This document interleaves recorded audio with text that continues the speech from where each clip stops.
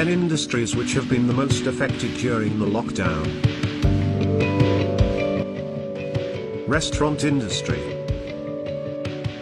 In this lockdown and even after that, restaurant industry is gonna be super affected. Main reason being the lack of guts or even permission to step out of the house. Nobody is gonna risk going out and eating food. The safest thing to do right now is to have fresh home-cooked food. Consuming anything from outside is deemed to be extremely risky. The estimated loss is around $225 billion for the restaurant industry.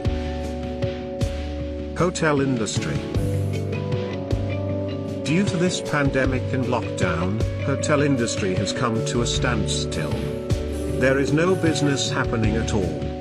With people not leaving their houses and travel industry completely shut, hotels are not even expected to see the dawn of normalcy anytime soon. Things look dim and a lot of hotels all around the globe have already been shut forever. Such has been the effect of this lockdown on hotel industry. TV and film industry.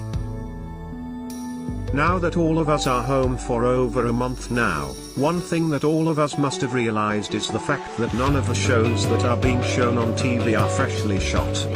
All the shows are old and the episodes are being repeated. There are so many people working in the entertainment industry all around the world.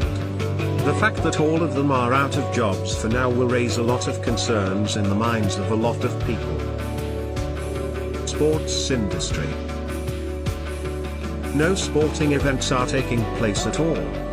All the football, cricketing, basketball etc. events are cancelled till everything gets back to normal, which by the way doesn't seem to be a possibility anytime soon at least. So everyone even remotely related to sports industry is going through a very difficult time right now and will have to live like this for God knows how long. The estimated loss of the sports industry sector would be somewhere around $600 billion. Fitness industry. One of the first thing to get shut just before the lockdown were gyms. As gyms see a lot of people at the same time, social distancing is hardly possible there. So they don't really help the cause during such a pandemic. They will continue to remain closed for long and the total loss is expected to be of $94 billion. Crude oil industry. With absolutely no major business taking place, the consumption of crude oil has seen a drastic low as well. With people forced to stay home because of corona, the demand for petrol and diesel has gone down, giving a major blow to crude oil industry. The effects are already seen with the prices going in negatives in USA for the first time in the history. Things are not looking good for this industry and the wait for things to get back to normal can be long and painful. Construction industry. People are facing difficulties in making their ends meet with no work happening whatsoever. In this crunch situation with bare minimum cash in hand, no one is really looking to purchase or invest in new properties. This has caused a steep decline in the demand and has caused major problems for the construction industry as well. A lot of people working in this industry have already lost their jobs as well. Red light district workers.